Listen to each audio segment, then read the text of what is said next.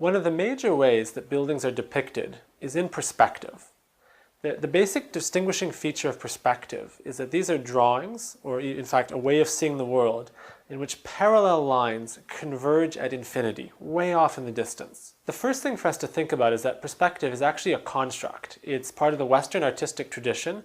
It starts in the late 14th century and has really developed in the 15th century, especially in Florence, by Filippo Brunelleschi. Different historical periods and different cultural traditions will depict space differently. So for instance, in the Japanese tradition, you often see objects arranged in space. So there'll often be gold leaf or a colored plane that separates the objects. So it's acknowledging that the objects are distinct, they're not touching, that there's a space between them, but it's a different way of depicting that space than with perspective. As I mentioned, the most significant thing with perspective is that parallel lines, lines that you would normally see parallel to each other, obviously, are actually converging at a very, very distant point.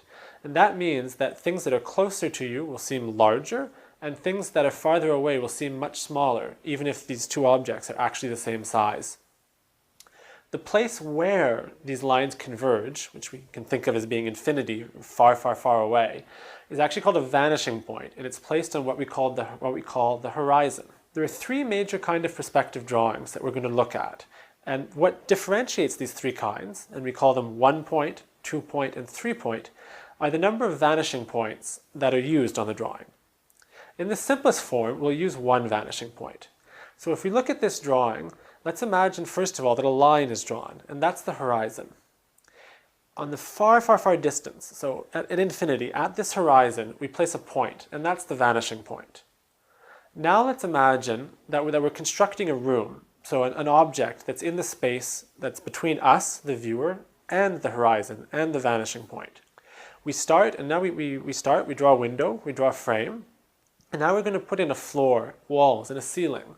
And since these surfaces and the lines that define them are parallel to each other, we now see how these lines are actually converging at the vanishing point. So we can populate the space with tables and with furniture, and we see how objects that are the same size, that we know are the same size, actually look different. The chair that's in the foreground is much larger than the chair that's farther back in the background. Why? Because again, they're lines that are parallel are converging at infinity.